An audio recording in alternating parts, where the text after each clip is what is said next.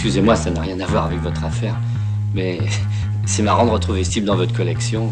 Mais Charlotte n'a rien à voir avec mes fonds de bouillon. Ça n'a rien à voir. Mais ça n'a rien à voir. Ça n'a absolument rien à voir. Ça n'a rien à voir. Ça n'a rien à voir avec l'intelligence. Le communisme n'a rien à voir là-dedans. Ça n'a rien à voir avec moi. C'est pour le cinéma ou la télé?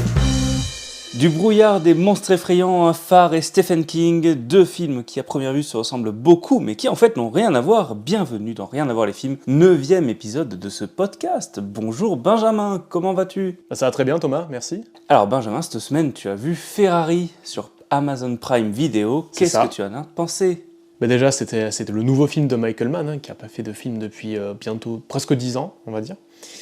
Et forcément, j'étais intrigué, alors pas forcément par Michael Mann en soi, parce que c'est pas un réalisateur dont j'ai vu beaucoup de films, mais surtout parce que le rôle titre, c'est Adam Driver, qui joue donc Enzo Ferrari, et Adam Driver, c'est un de mes acteurs préférés, parce que je trouve qu'il a vraiment un charisme et une façon de jouer qui me parle, et du coup forcément, un biopic sur Enzo Ferrari, alors bon, la F1, je m'en fous un peu, contrairement à toi. Effectivement. Mais du coup, voilà, le film m'intéressait vraiment en tant qu'objet filmique lié à Adam Driver. Et j'ai trouvé ça sympa. Évidemment, c'est très bien réalisé, il y a un bon rythme, il y a tout un thème autour de la mort, du deuil, il y a une espèce d'épée de Damoclès qui flotte au-dessus des personnages. En fait, tu sais pas trop quand ça va arriver. Alors que pourtant, c'est un film de course, tu vois, c'est pas un film d'horreur ou un thriller. Mais dans l'ensemble, j'ai plutôt bien aimé. Voilà, je sais pas si ça sera dans mon top de l'année, mais plutôt sympathique. Alors moi du coup je l'ai vu en tant que fan de la Scuderia Ferrari, cette voiture rouge qui file à 300 à l'heure, c'est quelque chose qui me passionne assez. Alors je suis pas hyper familier avec le cinéma de Michael Mann, mais il y a quand même un assez gros casting, donc Adam Driver, il y a quand même Penelope Cruz, il y a quand même l'actrice qui jouait dans Divergente. Oui, Shailene Woodley. Il y a Patrick Dempsey. Oui. Et on s'attaque quand même à un mythe qui est quand même Enzo Ferrari, qu'on a vu apparaître ici et là dans quelques films, alors notamment une apparition quand même très marquée dans Le Mans 66. Oui. Donc c'est un rôle qui est assez compliqué à camper, parce que c'est quand même un personnage très charismatique, qui fait un peu antipathique quand on le voit au premier abord. Enfin, c'est quand même une personne qui a vécu les guerres. J'ai trouvé que la reconstitution était assez intéressante dans cette idée de... c'est à la fois une écurie de course et il est obligé de créer une marque de voiture, de vendre des voitures pour financer ses courses. Ça reste une entreprise, quoi. Ça reste une usine avec des ouvriers à payer. Il le dit. Je ne sais plus quel personnage lui dit à Ferrari, mais il lui dit les ouvriers, ils ont une famille, en fait. S'ils mangent, c'est grâce à toi, mais il faut que tu fasses ce qu'il faut, quoi. Ah, et tout ce truc, alors je connaissais pas forcément l'histoire, que c'était géré par sa femme à moitié, enfin bon. J'avoue par contre que j'ai été assez déçu par le film. Ah. Déjà parce que, alors effectivement, enfin, en tant que fan de course automobile, j'aurais bien aimé voir un peu plus d'aspect sportif et moins d'aspect financier. Alors je comprends l'intérêt de montrer l'aspect financier, l'aspect gestion, mais on parle très peu de Formule 1, c'est-à-dire qu'on en voit une ou deux passer, il y en a une qui a un accident, et en fait on va se concentrer plus sur les courses d'endurance, qui n'est pas le truc le plus emblématique chez Ferrari, qui pourtant a été très victorieusement plus tard. Et tout le truc du film, pendant très longtemps, on te parle de essayer de faire monter les enchères, d'essayer de voir pour se faire racheter par Fiat, en les jalousant, en faisant croire qu'ils vont se faire racheter par Ford. Et c'est cette histoire que nous racontait déjà Le Mans 66, et j'aurais bien aimé avoir une espèce de Mans 66, mais vu du point de vue de Ferrari, ça aurait été intéressant. Mais en fait, le film, c'est un peu un anti-biopic, quelque part. Parce que généralement, les biopics, ça va, on va dire, de l'enfance ou de l'adolescence du personnage jusqu'à la période forte de sa vie, et peut-être à la fin de la vie, ou alors ça met des photos avec il est mort en telle année. Alors que là, tout le film se passe à peu près en 1957, à l'exception de 2 ou 3 flashbacks, mais très succincts. Donc je pense que c'est ça, en fait, qui te dérange. En fait, c'est pas un biopic, c'est on te raconte un passage de la vie de Ferrari. Déjà, pourquoi appeler le film Ferrari si tu te concentres pas sur toute sa vie, mais ok. C'est plus vendeur. Ouais, mais surtout, je trouve que du coup, ça va pas du tout au bout des choses, parce que te fait miroiter qu'il fait monter les enchères, et t'as jamais la conclusion. C'est vrai. À la fin du film, il est endetté, il sait pas si son entreprise va continuer, les relations avec sa femme sont pas améliorées, Il n'y a pas de fin satisfaisante en fait. Même par rapport à son fils illégitime. Ouais. Bon, c'est un peu plus ou moins explicité dans le texte qu'il y a à la fin, mais bon, c'est du texte sur fond noir avant le générique, quoi. Mais j'aurais bien aimé, pas forcément qu'il nous refasse la scène dans le bureau avec 10 millioni di dollari, mais peut-être aller un peu plus loin. Et ouais, j'ai trouvé que c'était pas passionnant, quoi. Ce qui est dommage. On ne te montre pas vraiment le mythe qu'est Ferrari. La course finale, c'est pas non plus...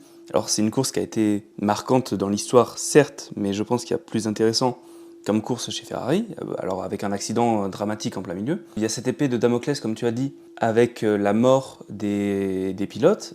Alors les Ferrari, c'était quand même les voitures les plus fiables, en termes de fiabilité, en voitures qui vendaient, mais en course, c'était pas forcément ça. Et il y a eu énormément de scandales parce que Ferrari, c'était une entreprise, c'était une écurie où il y avait quand même beaucoup de pilotes qui mouraient à l'intérieur. Mais il y en a un au début du film déjà. Ouais, et même l'accident final qui est, pour le coup, je trouve très bien réalisé, mais très graphique surtout. Alors l'accident final, pour le coup, est assez choquant, je trouve. Oui. Dans la représentation graphique, effectivement, c'est assez prenant, quoi. Mais quand on voit la voiture faire des tonneaux sur le public, c'est pas le genre de truc qu'on montre, quoi. Ouais, en général dans les films. Et pourtant, du coup, c'est très efficace. Cette scène, pour le coup, était très bien. C'est au ralenti en plus. C'est même pas un plan rapide comme ça où on voit 2-3 jambes voler. Non, là, t'as bien le temps de tout voir, les 9 personnes. Mais ouais, de manière globale, je trouve que je reste un peu sur ma faim. Et je trouve que le film ne va pas au bout des choses. Je comprends ce que tu veux dire, ouais. Quoi raconter ce passage-là de la vie? En quoi est-ce qu'il est plus marquant que d'autres? Je sais pas. Par contre, là où j'étais étonné, c'est que Adam Driver, je me suis dit quand même, il a une tête, il a une gueule particulière. Et j'ai voulu regarder des photos de Enzo Ferrari au même âge. Et en fait, non, il lui ressemble vraiment beaucoup, quoi. Donc, très bon choix de casting. Et puis, on n'a pas assez parlé des qualités, mais pour le coup, les acteurs sont très très bons dans le film. Alors, les acteurs sont très très bons, certes. Par contre, il y a un truc qui m'a vraiment dérangé dans les 5 premières minutes du film. J'ai voulu regarder le film en version originale. Oui. Et les acteurs américains qui parlent anglais avec un accent italien à couper au couteau. Et qui disent 3 mots d'italien. Je ne supporte pas ça. Oui, mais c'est pour ça que je l'ai mis en VF au bout de 10 minutes. Ça. Ouais. Alors, moi, j'ai passé 10 minutes à le mettre en VF parce qu'on est sur Prime Video et que l'interface utilisateur est absolument horrible. et effectivement, en VF, il parle français normal. Oui. Je comprends pas parce que je me posais la question, est-ce que c'est parce que il est italien mais il parle anglais parce qu'il doit s'adresser à une personne anglaise? Non, c'est juste qu'il parle anglais parce que c'est un acteur américain et qu'il prend un accent italien et que ça marche pas. C'est comme dans Black Panther où les acteurs ils parlent anglais mais avec un accent africain, alors quand ils sont entre eux, c'est pas un pays qui existe, le Wakanda, mais ils ont un dialecte. Il y a des moments où ils parlent africain, dans un dialecte africain entre eux. Donc c'est un peu le souci avec le cinéma américain ou le cinéma anglophone qui se passe dans un pays qui n'est pas anglo-saxon, quoi. Forcément, il y a cet écueil-là. Oui, mais à ce moment-là, tu parles juste anglais avec un accent américain normal. Et je veux dire, le spectateur comprend très bien que tu es en Italie et qu'on s'en fout. Après, je pense que l'un ou l'autre, forcément, ça se critiquait parce que tu l'attends, mais ils parlent, c'est des Italiens, mais ils parlent avec. C'est un truc qui est propre au cinéma, en fait. C'est pas possible, je pense, d'avoir un entre-deux.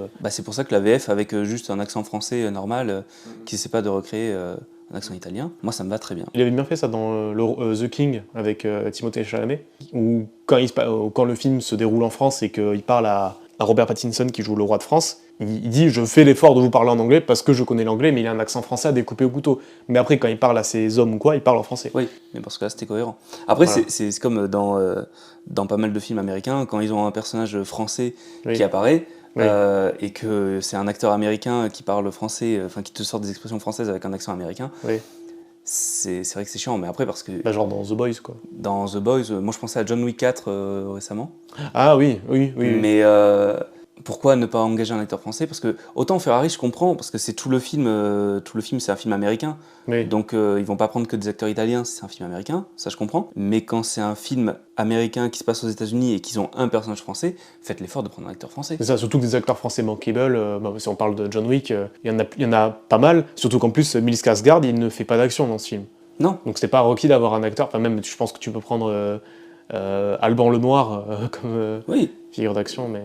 C'est un sujet intéressant, je trouve. Donc Ferrari, disponible sur Prime Video. C'est ça. Et pas au cinéma. Et pas au cinéma, non. Le film sort... il a été présenté à la Mostra de Venise. Et je crois qu'aux US, il est sorti au cinéma. Ouais.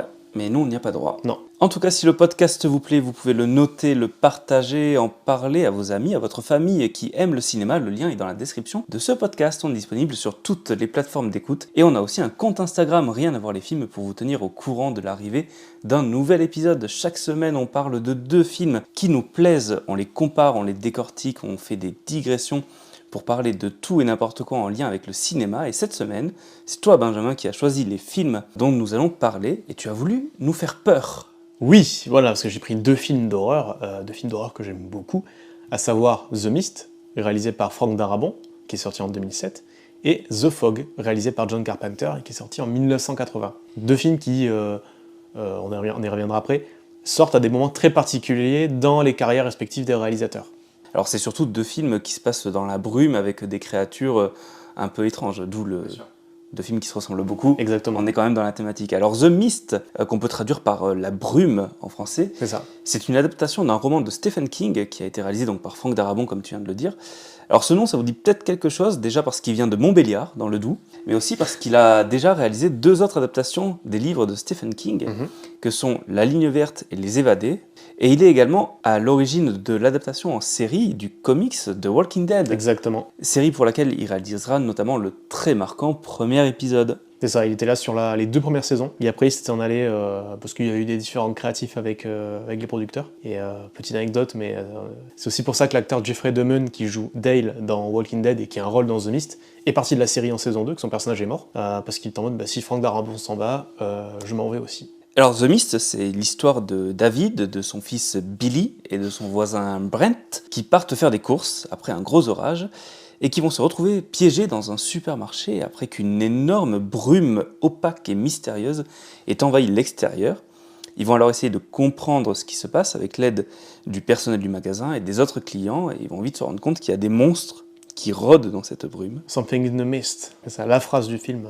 Et Fogg, il me semble que ça n'a pas été réalisé par n'importe qui non plus. Non, c'est fait par John Carpenter, donc immense réalisateur des années 80, qui a notamment fait Halloween, le premier Halloween. Le masque...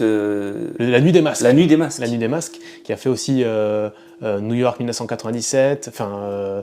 comment il s'appelle Big Trouble in Little China. The Thing. The Thing, putain, c'est un de mes films préférés. Et d'ailleurs, c'est ça qui... The Fog, il sort entre Halloween et The Thing. Parce que 78, 80 pour The Fog et 82 pour The Thing. Alors d'ailleurs, le film The Mist s'ouvre avec une peinture de l'affiche de The Thing. C'est ça. Parce que le personnage de David est créateur d'affiches de films. Et donc ça parle de quoi, Fogg ? Alors Fogg, on est dans la petite ville d'Antonio Bay, qui est un village de pêcheurs en Californie du Nord. La ville, elle s'apprête à fêter son centenaire de sa fondation. Sauf qu'en fait, ce soir-là, une brume lumineuse, mystérieuse envahit la ville et quelques monstres, quelques créatures suspectes se cacheraient dans le brouillard et se mettraient à attaquer les différents habitants. Et du coup, on va suivre les différents habitants d'Antonio Bay, que ce soit le prêtre, l'animatrice de la radio locale, essayer de survivre et de comprendre pourquoi, qu'est-ce qui se passe. Qu'est-ce qui se passe ? Alors, c'est marrant parce que donc, The Mist, ça veut dire la brume, The Fog, ça veut dire le brouillard. C'est ça. J'ai cherché qu'est-ce que c'est la différence, en fait, la brume et le brouillard.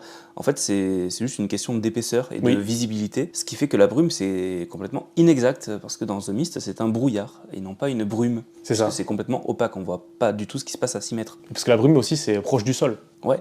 Pour chercher les différences entre ces 2 films, déjà, au niveau de la localisation. Dans Fog, on est dans un petit village, c'est un petit patelin, donc Antonio Bay, avec son phare, sa radio locale, on est au bord de l'eau, en Californie. Que dans The Mist, déjà, on est dans une commune américaine, avec une plus grande population. On est dans le Maine, donc c'est à l'opposé, c'est sur 2 côtes différentes. Et donc on est censé être moins isolé. Pourtant, ce qu'on va remarquer, c'est que dans Fog, ils arrivent toujours à communiquer, alors principalement par l'intermédiaire donc, de ce personnage qui est dans la tour radio. Stevie Wayne, qui communique les infos en temps réel et tout le monde est branché sur la radio locale. Alors que dans Mist, il y a des militaires, tout ça, mais toutes les communications sont coupées. En fait, on est dans un huis clos. Quasiment, c'est quasiment entièrement un huis clos dans The Mist, puisqu'on est dans ce supermarché et on n'a aucun contact avec le monde extérieur, on ne sait pas ce qui se passe. Alors que The Fog, on est entre plusieurs lieux, ça voyage pas mal. Ouais. Il y a cette brume qu'on doit fuir en fait, parce que dans The Fog, elle se développe, alors que dans The Mist, elle est déjà là en fait. C'est pas la même urgence, on va dire. Exactement. Donc au niveau de ce brouillard, donc il est assez différent dans les deux films, la manière dont il est géré.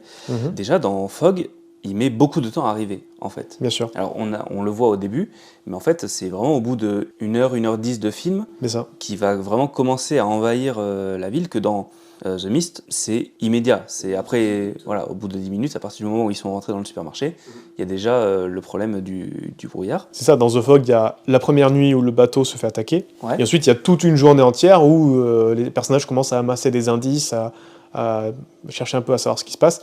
Puis la deuxième nuit où là vraiment, on va dire, le gros du film se passe. Ouais, parce que le bateau a disparu et ils ont envie de savoir mais où est passé l'équipage. Où est-ce qu'il est passé en fait. Et par contre dans les deux films on a un brouillard qui est assez conscient. On a vraiment l'impression que c'est un personnage, il a une conscience, il s'arrête à un instant, il avance quand ça l'arrange. Et alors notamment dans The Mist, il passe pas au travers des murs. Non. Il s'arrête aux murailles. Que dans Fog, il s'arrête d'abord aux portes, et puis s'il a envie d'avancer, il passe en dessous. Ouais. Et puis il est lumineux dans The Fog. Oui. Ce qui donne cet effet un peu... en fait, on dirait un mélange entre The Mist pour le brouillard et un peu Rencontre du troisième type. Parce que souvent, c'est toutes ces lumières à travers les fenêtres, les stores et tout. Ça me fait penser à cette scène dans Rencontre du troisième type, où en gros, il y a une mère avec son fils dans leur maison, et en fait on voit les lumières bleues et rouges du vaisseau à travers les stores. Plan magnifique d'ailleurs. Voilà, ça me fait penser à ça forcément. Et surtout, le brouillard de Fog, il entraîne avec lui quelques événements un peu surnaturels. Alors, les deux servent à cacher des créatures à l'intérieur, mais aussi, il dérègle des appareils électroniques. Alors, il y a les cabines téléphoniques au début, on voit les voitures, les télévisions, la pompe à essence, c'est pendant le générique du film. Oui. Et puis même le bateau, il s'attaque littéralement au bateau, chose qu'on ne retrouve pas dans The Mist. Non. Et au niveau des monstres qu'on retrouve, dans Fog, on a donc un seul type d'ennemi. C'est ces pirates, en fait. Enfin, c'est pas vraiment des pirates, mais ils ont l'allure, en tout cas, dans leur silhouette, parce que voilà, c'est juste des silhouettes avec des yeux brillants. Mais c'est pas des pirates, c'est des hommes de leur époque, donc forcément, ils ont plutôt des épées et tout. Mais c'est vrai qu'au début, je me suis dit, attends, mais c'est des pirates, en fait, non, quand on relit, quand on se rappelle de ce qu'ils disent, en fait, non, c'était juste des hommes riches, en fait. Mais c'est vrai qu'il y a cet aspect vraiment... c'est pas Scooby-Doo-esque, on va dire. Ça fait plus Pirates des Caraïbes. Ouais, c'est ça, il y a vraiment cet aspect, mais vraiment film d'horreur à l'ancienne, vraiment très pulp, et c'est ça que j'adore avec ce film, en fait. La colo, ça me fait beaucoup penser à Halloween, et de toute façon c'est Carpenter, donc forcément oui, mais il y a vraiment cette colorimétrie très bleue, très froide, mais en même temps c'est un peu chaleureux, vraiment ces petites maisons de bord de plage, on a envie d'y être, il y a toute une ambiance, même en plus, parce que le film je l'ai vu en VO et en VF, en plus là j'ai pu le revoir donc avec... parce que la première fois je l'avais vu sur Arte, et là je l'ai revu dans un Blu-ray en version restaurée, et c'est magnifique, franchement... rien à dire.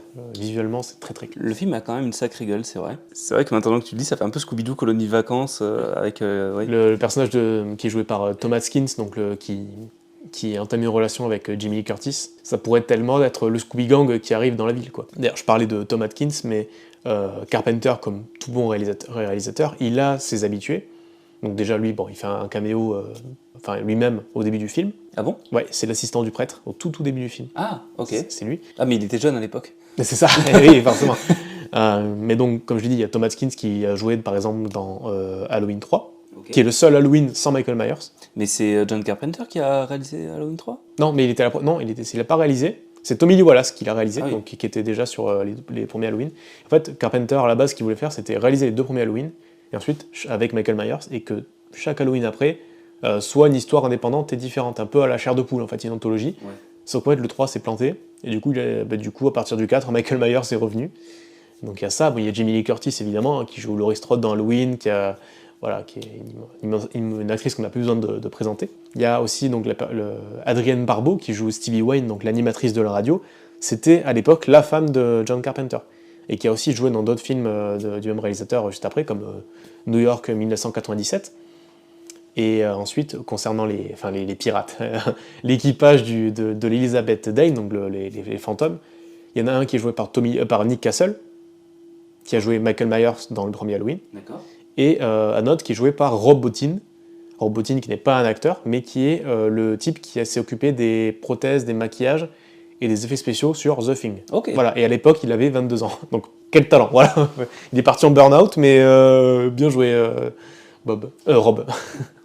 Et dans The Mist, on retrouve aussi des acteurs habitués qui... Alors, il y a notamment Carol de Walking Dead. C'est ça, Melissa McBride. Et voilà, il y a plusieurs acteurs qui ont joué dans Walking Dead, qui ont joué dans Les Évadés, qui ont joué La Ligne Verte. dans La Ligne Verte. Mais déjà, rien que tu prends des acteurs de Walking Dead, il y a Amanda du film qui est Andrea dans Walking Dead.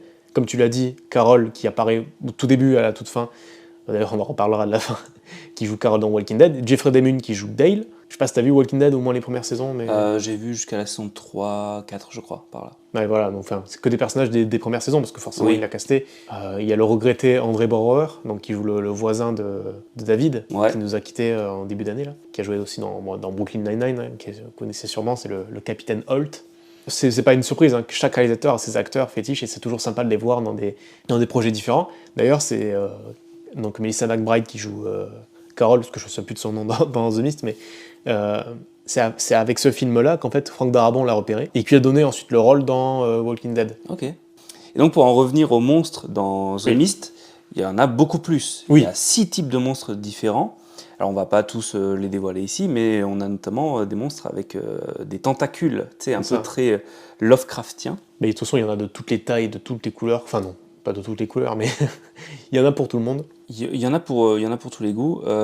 Alors, moi, la scène avec les araignées, ça, c'est une scène qui a été un peu compliquée à regarder pour moi, étant extrêmement arachnophobe. Donc, typiquement, Vermine qui est sorti récemment au cinéma, je sais que tu l'as beaucoup aimé. Oui, très bonne Moi, surprise. non, je n'irai jamais voir ce film, je ne peux pas. Peut-être que tu pourras voir le prochain film du réal, donc Sébastien Vanissek, qui a priori sera le prochain Evil Dead. Oui. Et là, pour le coup, je fais confiance à Sam Raimi et à Sébastien Vanissek pour nous pondre un futur classique, on va dire, parce que Evil Dead Rise, c'était très très bien. Je sais pas si on aura l'occasion d'en parler un jour, mais pourquoi pas. Alors, moi, je le mettrai pas dans l'émission, mais si tu veux le mettre dans l'émission à un moment donné, tu peux. Mais... Tu le regarderas. Tu le regarderas, je m'arrangerai. Et donc, tu disais que des monstres, il y en avait pour tous les goûts, pour toutes les Oui. couleurs. En fait, chaque monstre a ses propres spécificités, a son propre mode d'attaque. Mais il y en a même certains qui sont ennemis. Genre, t'as les gros insectes qui arrivent, et t'as les bouffeurs d'insectes qui arrivent juste après. C'est assez intéressant. En plus, ce qui est sympa dans le côté un peu cauchemardesque de la situation, dans lequel sont les personnages, c'est qu'en fait, chaque créature a un aspect, on va dire, on peut l'associer à un animal qui existe déjà, mais à chaque fois avec des capacités sorties de nulle part. Et du coup, on se demande où est-ce que ça s'arrête, comme par exemple l'espèce de filament, enfin de toile des araignées qui en fait est corrosive et Ouais. acide. Et bon, on s'y attend pas, quoi.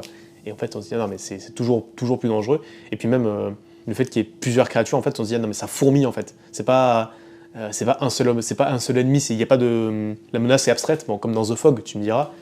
Même si dans The Fog, ça reste même si c'est des fantômes, c'est des humains en fait. C'est-à-dire que tu peux courir, tu peux escalader, tu peux à peu près t'en sortir. Bah, ils ont une forme humanoïde en tout cas. C'est ça. Alors que The Mist, entre les trucs qui volent, les trucs qui peuvent te choper à distance, Et puis les trucs géants. c'est ça, les trucs géants. Voilà, sur la fin du film, on voit 2 créatures géantes qui sont très impressionnantes pour le coup. Et pourtant, le plus grand danger du film, ça reste les humains.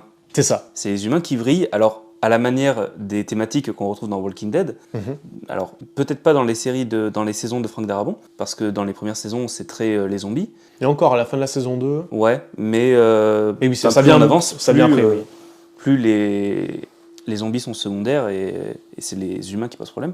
Alors déjà, on a le personnage d'André Proger, qui est dans le déni, déjà, Bien donc sûr. on en a plusieurs comme ça. Et on a cette fanatique religieuse, fan de l'Ancien Testament, Madame Carmody. qui embrigade au fur et à mesure pas mal d'autres personnages dans son délire. Et même à un moment donné, on se dit peut-être qu'elle a raison parce qu'elle survit à une attaque d'insectes parce qu'elle serait protégée par une divinité quelconque. Alors que s'il faut, c'est que pure coïncidence, mais... C'est très probablement juste une coïncidence. Pour certains, ça suffit, et j'aime bien parce que quand on voit ce genre de film, on se dit ouais, ça va, les gens se rallient très vite derrière des charlatans, hein, parce que Madame Carmody, c'est une charlatane totale. Hein, Ah oui. voilà, en plus d'être extrêmement dangereuse, hein, on se rappelle qu'elle veut sacrifier un enfant pour n'importe quelle raison. Enfin, déjà, elle a sacrifié une personne, un militaire, Oui, sans plus d'arbitrage, mais... voilà, évidemment. Mais on se dit, non, mais quand même, ce genre de situation, c'est très exagéré pour un film et tout. Et après, quand effectivement, on se retrouve dans des situations extrêmes à notre époque, on se dit, ah bah non, bah finalement, c'est possible. Bah, en fait, The Mist, ça reste un reflet de notre société. Bien sûr. Dans un certain sens. La société américaine plus particulièrement. Mais quand tu parlais d'André Bauer tout à l'heure, qui est dans le déni, et qui décide avec 4 autres personnages, 4 ou 5 je crois, de juste d'aller, bon, on va chercher une solution, et on ne les revoit plus jamais. Alors, est-ce qu'ils sont morts ou pas, on n'en sait rien. Voilà. Mais... quoique, vu que... Alors, on est un peu obligé de spoiler la fin, mais on a des images de survivants à la fin, et on revoit Carol. Carol de Walking Dead. Oui, mais elle s'en va tout encore avant. Hein. Mais c'est vrai que c'est possible. Voilà, si elle a survécu, pourquoi pas les autres. Mais c'est, comme on a pu le voir, alors sans trop rentrer, mais dans le débat, mais avec le Covid, où certains, même sans être anti-vax ou quoi, en fait, qui ne reconnaissaient pas l'existence de la maladie, quoi. Où en fait, tu dis non, mais ça peut paraître inoffensif, mais bon. Mais à chaque nouveau phénomène qui arrive, de toute façon, tu as toujours ceux qui vont dire que c'est un complot et que c'est pas vrai du tout. C'est ça. Même si on leur met les preuves sous le nez. Mais même dans le film, hein, parce que le militaire qui dit que ils avaient fait des expériences scientifiques pour ouvrir des portails vers d'autres dimensions. Alors, en tant que spectateur, on peut se dire c'est l'explication du pourquoi du comment. Mais s'il faut, pas du tout. S'il faut, c'est encore une fois purement une coïncidence. Mais ça peut suffire pour en faire une cible toute désignée. Alors, ce qu'on peut comprendre, hein, parce que voilà, ça arrive dans la même ville et tout, c'est pas un hasard. Mais voilà, c'est ce jeu de coïncidence qui fait que ça amène à des décisions, à des comportements extrêmes. Alors justement, tu parles de cette expérience scientifique. Dans The Mist, on a une explication de pourquoi il y a ce brouillard, de pourquoi il y a ces monstres. Donc on te sous-entend que c'est ça, c'est une expérience scientifique qui aurait mal tourné. Et on te donne aussi une conclusion. En tout cas, on résout la situation à la fin du film. Oui. De quelle manière, on le verra plus tard, mais en tout cas, la situation est résolue à la fin du film. À l'inverse, dans Fog, on est vraiment dans le registre du fantastique, dans le registre du surnaturel, en fait. On a cette histoire de malédiction, donc du bateau comment il s'appelle ? D'Elizabeth Dane. En fait, les fondateurs, donc les 6 fondateurs de la ville d'Antonio Bay, ne voulaient pas que le bateau, donc l'Elizabeth Dane, s'approche des côtes parce que les passagers avaient la lèpre. Ils étaient riches, mais ils avaient la lèpre, et en fait ils ont fait en sorte de guider le bateau pour qu'il s'écrase sur les récifs, donc tous les passagers sont morts, et les fondateurs d'Antonio Bay ont récupéré l'or, et ont fondé la ville avec cet or du coup qu'ils ont volé à des gens qu'ils ont menés vers leur propre mort. Donc en fait les fantômes viennent pour se venger, pour chercher justice, en éliminant 6 personnes, comme les 6 fondateurs de la ville. D'ailleurs, quand même, ces fantômes, je les trouve très polis, parce que avant de venir te tuer, ils frappent à la porte. Et c'est ça, c'est pas tout le monde qui... Michael Myers, il ne toque pas à la porte. Ah ben voilà. Il y a une amélioration. Puis même dans The Mist, ils passent à travers la fenêtre, ils s'en foutent. Hein. C'est ça. Et même, on voit à un moment donné la transformation d'un marin en fantôme dans l'hôpital, avec donc, ce cadavre qui se réveille d'un seul coup et qui va essayer d'aller tuer Jamie Lee Curtis. Donc la malédiction est toujours efficiente. Parce qu'en gros, les marins du bateau qu'on voit au début du film se font toucher aussi par la malédiction, c'est ça ? Ben, c'est pas très clair. Ouais. C'est vrai qu'ils se sont tués la veille de tout le reste du film en fait. Donc c'est juste ces 3 personnes-là. Mais après ça revient pas. Après genre les personnages qui se font tuer ne reviennent pas à la fin du film ou quoi. Tout n'a pas besoin d'être expliqué des fois. Ouais. Ça rend la scène un peu tendue parce qu'on se dit du coup c'est quoi, c'est un film de zombies En fait non, ça vient juste comme ça. Justement dans Fog, les personnages cherchent avant tout à fuir le brouillard. C'est-à-dire que il y a le prêtre qui sait à peu près ce qui est en train de se dérouler. Parce qu'il a le carnet de son grand-père, qui est un des fondateurs de la ville. Alors que dans The Mist, il cherche à comprendre. Oui. Qu'est-ce que c'est ces monstres, qu'est-ce que c'est le danger, d'où ça vient, comment est-ce qu'on peut le résoudre. Avec notamment cette scène avec le personnage qui part dans le brouillard accroché à une corde, qui, pour le coup, on sous-entend toute la violence qui est en train de se dérouler. Pour voir jusqu'à où il peut aller, quoi. Ouais, et on la voit pas, et c'est assez prenant comme scène, j'ai trouvé. Oui. En termes de réalisation, dans Fog, il y a beaucoup de plans fixes, c'est très stable. Tu sens que la caméra a le temps de placer son plan, de filmer, on filme des paysages, on filme beaucoup de lieux, on filme beaucoup de personnages, alors que pourtant on est dans un petit village. Dans The Mist, à l'inverse, on est sur une caméra à épaule tout le long du film, on est très proche des personnages, la caméra vole dans tous les sens. Dans les scènes de confusion. Voilà, elle fait partie de la confusion, elle est toujours à hauteur d'homme. Et même quand il y a des monstres géants, donc ces fameux monstres géants qui apparaissent, elle peine à les cadrer, donc elle fait des contre-plongées en essayant de les rattraper. C'est très documentaire en fait. C'est très documentaire, c'est limite found footage un peu, tu sais. dans le style. Ouais, effectivement, ça pourrait l'être. Enfin, le film aurait pu être fait en found footage, Oui. ça aurait pas été choquant. Non. Et en fait, le seul plan qui n'est pas fait à la caméra épaule, c'est le dernier plan, où cette caméra donc, va prendre un peu plus de recul pour filmer la situation au global, et on se détache un petit peu plus de cette situation, et on sort de cet état d'urgence, en fait, Oui. qui était présent pendant tout le film. Alors, bon, là, on prévient, on va spoiler, du coup, la fin du film. Tu voulais en parler un petit peu, que tu m'avais prévenu, attention, la fin, elle va te traumatiser. Voilà. La fin de The Mist, évidemment, parce que la fin de The Fog, elle est plutôt classique, hein, voilà. C'est plutôt un happy ending. Voilà, la plupart des personnages survivent, c'est cool. Et ripé le père Malone, mais Ouais. voilà. Mais ouais, The Mist, alors, les personnages qu'on suit ont réussi à fuir le supermarché, donc en laissant derrière eux les fanatiques de Madame Carmody, qui, elle, Dieu merci, s'est fait refroidir. Hein. Et le gérant du magasin. Et le gérant du magasin, bon, lui, c'est en voulant s'échapper, malheureusement. Parce que Madame Carmody, pour être poli, voilà, on l'a dit tout à l'heure, c'est une effroyable connasse, mais, mais voilà, donc les personnages réussissent à s'échapper. Et donc nos 5 personnages, sauf qu'en fait, ils se retrouvent à court d'essence, au milieu de nulle part. Parce que le but, c'était d'aller aussi loin que possible avec la voiture, avec l'essence qu'ils avaient, et au bout d'un moment, de sortir de ce brouillard. Sauf qu'en fait, non, David se retrouve seul avec son fils et ses 3 autres compères, au milieu de rien. Et bon, il se dit, bon ben... Et toujours dans le brouillard. Voilà, on est bloqué, qu'est-ce qu'on va faire? Il regarde son pistolet, son revolver, j'ai que 4 balles. Et on est 5. Et voilà, on est 5. Il y a ce moment où ils se regardent tous, les yeux dans les yeux, le fils qui dort sur le siège passager, plan d'extérieur de la voiture, pam, pam, pam, pam, cri de désespoir, et là on se dit, oh! Il l'a fait, et oui, effectivement. David a tué ses compagnons et son fils, et du coup se jette hors de sa voiture pour qu'il se fasse emporter par une créature, voilà. Et là, tu pries pour qu'il se fasse emporter par une créature. Parce que le pauvre, quoi, c'est horrible. Merde. Et en fait, les créatures n'arrivent pas. Qui c'est qui arrive? C'est l'armée américaine. Voilà, à grands coups de lance-flamme, le brouillard se dissipe. Avec des bus entiers de survivants qui ont été récupérés. Dont Carole, Carole qui est sortie la première du magasin au tout début du film en se disant elle n'a aucune chance. Et, voilà, et David se rend compte qu'à 2 minutes près, son fils était encore vivant. Ouais, la fin est assez horrible. Ouais, c'est atroce. Et là, c'est la fin qui n'est pas dans le livre. Parce que bon, la fin du livre, elle est très vague en fait. C'est juste qu'ils conduisent dans le brouillard. Le personnage se rend compte qu'il n'a que 4 balles pour 5 passagers, mais c'est tout en fait. Il n'y a pas d'histoire de tuer les autres et tout, c'est très très vague. Et en fait, c'est Franck Darabont qui a voulu faire cette fin. Et les producteurs ont fait si tu veux faire cette fin, tu auras moins de budget. Voilà, évidemment, c'est toujours cool, les producteurs d'Hollywood. Et Stephen King lui-même, en fait, qui n'est pas très souvent fan du fait qu'on modifie, on va dire, la fin ou le contenu de ses films, enfin de ses livres, vous demanderez à Stanley Kubrick, a adoré la fin, et s'est même dit, putain, mais en fait, c'est cette fin-là que j'aurais dû faire, quoi.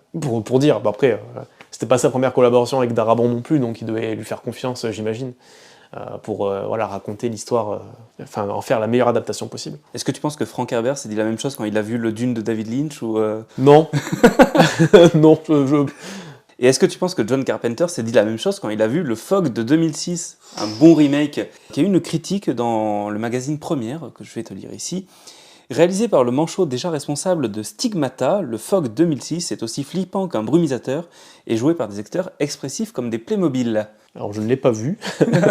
Mais est-ce que tu as envie de le voir? Alors, un jour, par curiosité, avec 2 bières, pourquoi pas, voilà, histoire que ça passe plus vite, mais pour la culture, oui, mais là, dans l'immédiat, non. Pour la science. Exactement. Je trouve que ce n'est pas un besoin pressant. Et toi, tu comptes le voir? Certainement pas. Parce que déjà, tu m'as dit que tu n'étais pas spécialement fan de The Fog. Ouais, Fog, c'est un film que j'apprécie, mais je trouve que dans la carrière de John Carpenter, il y a quand même plus intéressant. Oui. C'est un film assez mineur, et c'est sympathique, mais sans plus.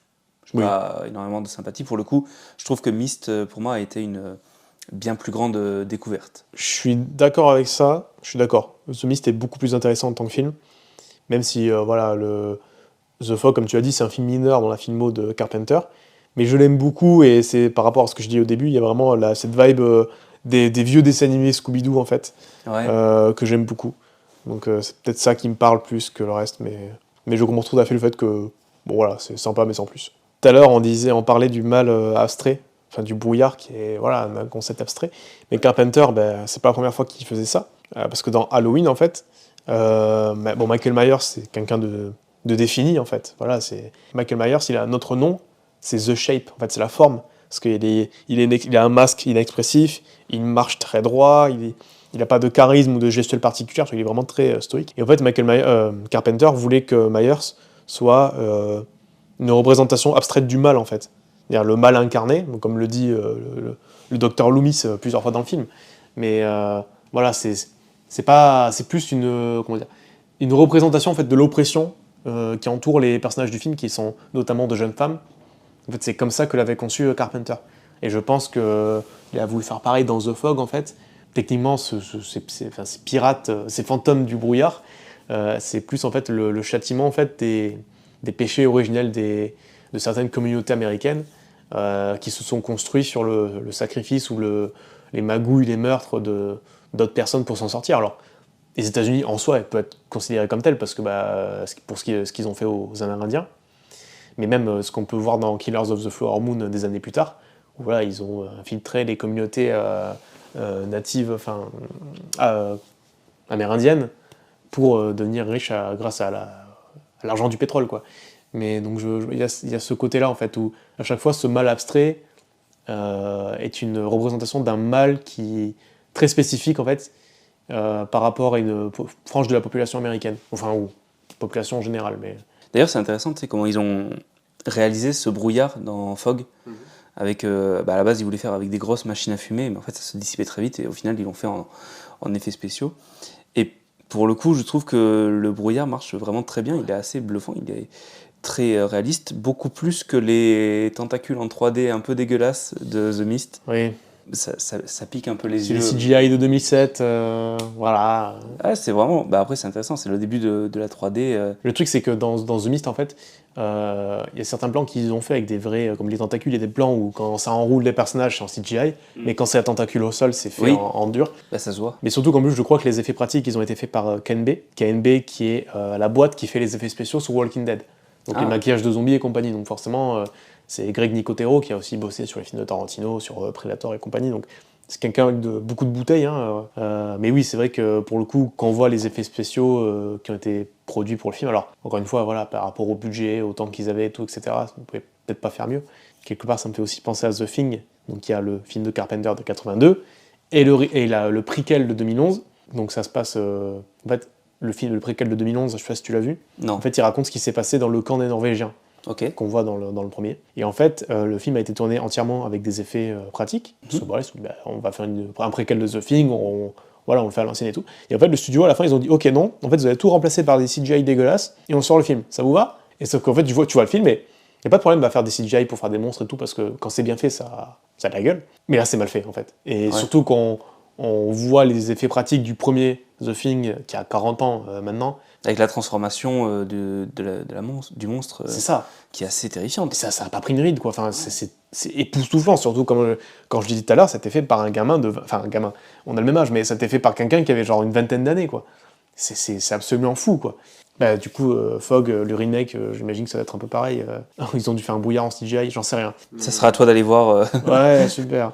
Mais j'aime beaucoup ces plans, comme tu l'as dit tout à l'heure, sur la côte, où t'as le brouillard qui arrive depuis le phare. J'ai envie d'habiter. En fait, ce film me donne envie d'habiter dans un phare. Voilà. Dans un grand phare aménagé avec ma petite radio et mon tourne-disque. À ce moment-là, tu vas voir le film The Lighthouse et tu n'auras plus du tout envie d'aller voir. Non, oui, non, effectivement, ça donne pas. J'irai pas habiter avec William Dafoe. Et Robert Pattinson à côté. C'est gênant, non. Puis même ce jingle de la radio, vous êtes sur KEB. Je sais pas, il y a vraiment une ambiance. Très jazzy, enfin, ces scènes d'horreur avec l'espèce de jazz en fond, j'adore ce film, voilà. Mais le film a de la gueule, le film a une identité, en tout cas, c'est pas un film de série B, quoi. Non. C'est pas un film mineur dans la carrière de John Carpenter, parce qu'il a fait plus grand, mais c'est pas un film mineur, dans le sens où c'est pas un film qui te laisse non plus de marbre, quoi. C'est pas cheapos, quoi, il faut voir ces films, évidemment, on n'a pas parlé de tout, pas trop en détail, parce qu'il faut aussi que vous puissiez le découvrir et vous faire votre propre avis, parce qu'il y a tellement à dire, surtout sur The Mist en fait. Mais il faudrait limite faire un truc dédié à ça, quoi. Enfin, c'est un film qui est quand même relativement dense. En tout cas, merci à tous d'avoir écouté cette 9e émission de Rien à voir les films, j'espère que ça vous a plu. Et pour la prochaine fois, c'est moi qui vais choisir les films dont on va parler, et on va partir sur Mars pour dégommer des araignées géantes dans Starship Troopers. Et Jim Carrey va venir nous faire rire avec Man on the Moon. Et bien en attendant, si ce soir vous n'avez rien à voir, vous pouvez retrouver The Mist sur Canal+, et Fog également sur Canal et sur Shadows. Et bien évidemment, les deux films sont disponibles en Blu-ray et en DVD. Merci de votre fidélité, on se retrouve très vite. Ciao, bye. Salut! Et arrêtez-moi avant que j'en parle 2 heures de ces films. Something in the mist! Look, John Lee! Man, catch your breath. Something in the mist, look, John Lee! I could hear him screaming. Ahoy, mateys. This is Stevie Wayne, your nightlight, and KAB, Antonio Bay, California, is on the air. I've lined up some tunes to help you celebrate the 100th birthday of Antonio Bay. So, let's get down to business. Everybody just stay put, okay? Just stay inside the store. I can't stay here. I gotta get home to my kids. No, don't go out there. It's death out there. It's the end of days. Stop it.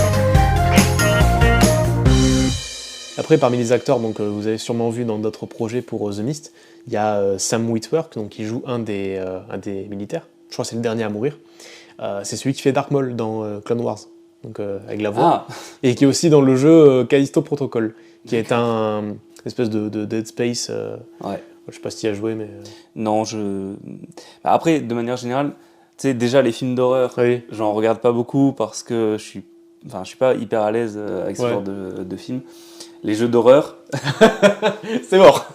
ça me pétrifie. En fait, j'arrive pas à avancer parce que autant un film, tu vois, je peux me cacher les yeux, je peux Oui. faire autre chose, je peux accélérer le film. Autant le jeu, je suis Oui. obligé d'avancer. Donc ça, c'est assez compliqué.